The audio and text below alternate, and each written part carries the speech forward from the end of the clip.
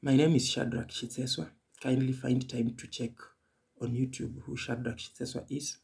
Where possible, subscribe to my YouTube channel. It costs you nothing. It's just a click. You can also like my videos where you can, and you can also share my videos. Kindly, I'm requesting. However, today I want to take you through learning styles. Learning styles. Learning styles, when I talk about learning styles, I refer to how you get content from a trainer. How do you get content from a trainer? I know of the 𝘓𝘌𝘈𝘕𝘕 style. Most of us know that. And this is visual for V, auditory for A, reading for R, and writing for R2, and kinesthetics. Kinesthetic values of learning is one of the points. So 𝘓𝘌𝘈𝘕𝘕. So visual with the eyes. People learn by seeing. They see arrows, they see charts, they see diagrams. You can see me, you can read, you can see symbols, letters, numbers. You can emphasize on what you want. You can go back and see what you saw to just determine whether you are clear. If it's a picture, if it's a video, if it's a diagram, seeing can assist in learning. Auditory is all about ears.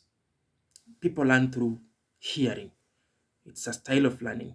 And when you hear, you are able to determine through your brains are able to tell the information you've gotten, which one to be stored, which one not to be stored. Just like you see and it's recording, it also records auditory, what you hear. Also, reading and writing. And these may not involve hearing, but you need to see to read. Then you need to use your hand now to write.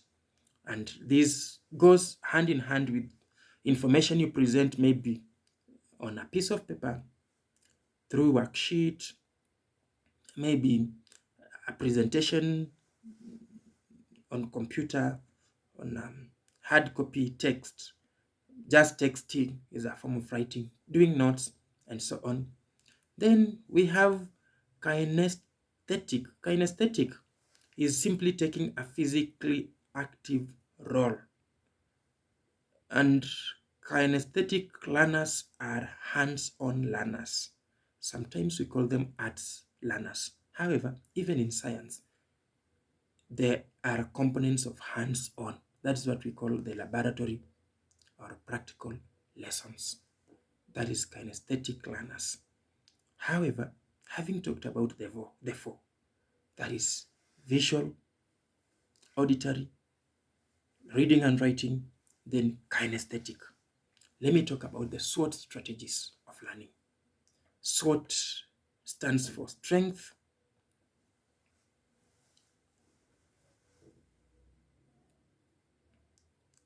W for weaknesses, O for opportunities, and T for threats. I know you know that. However, in this case, I'm talking about SWOT, same SWOT strategy, where SWOT refers to study without tears. Repeat this with me. Study without tears. Now, there is a psychologist called 𝘓𝘌𝘈𝘕𝘕, who provides an advice to students on how to learn modalities and skills to their advantage when studying for an upcoming test and assignment. That sometimes you don't need to put your legs in water the way some people used to say they used to do for them to understand when they are reading.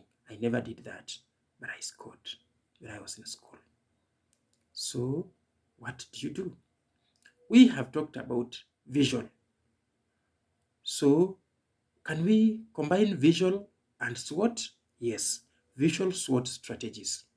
Visual SWOT strategies, and SWOT here is for study without tears. Study without tears. So visual SWOT strategies utilize graphic organizers such as charts, graphs, and diagrams.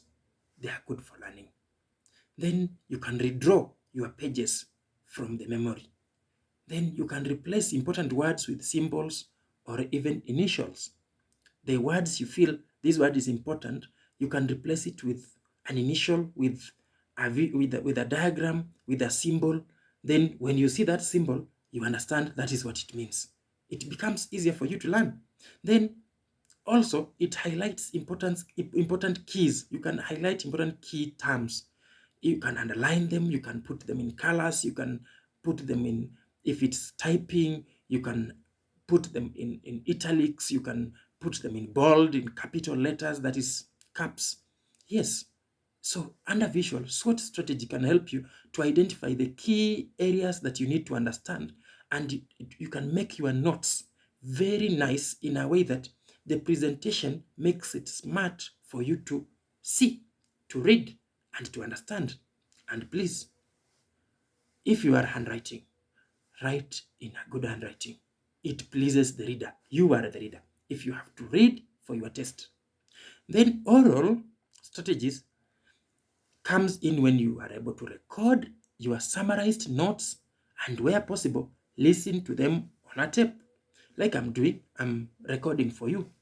So you can listen as much as you are also seeing. So mine becomes audiovisual.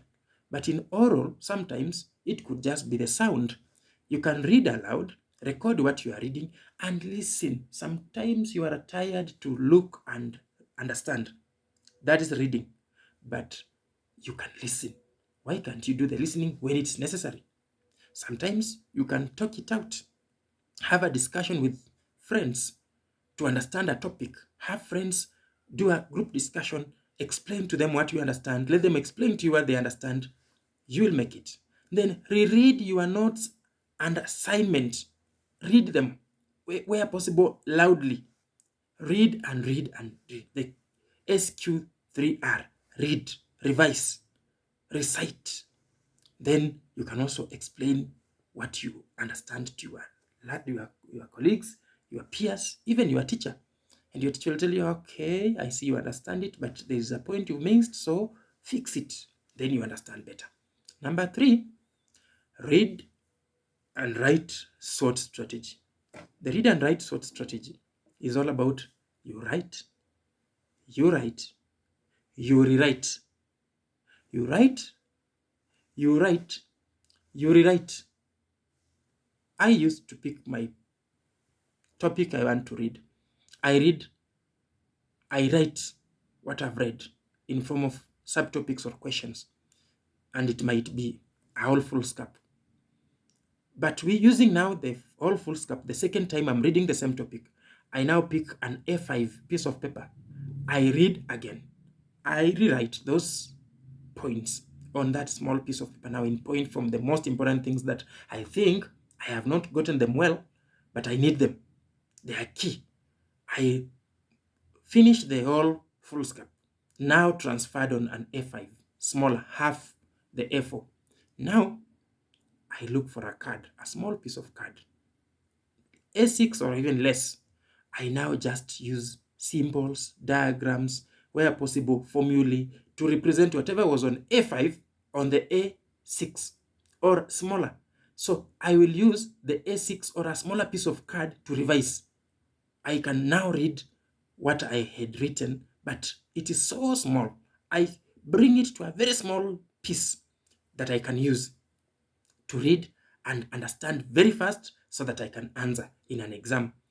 Then you can reword. You can put the words and the ideas and their meanings in a different manner that can represent the deeper meaning so that you understand that deeper meaning.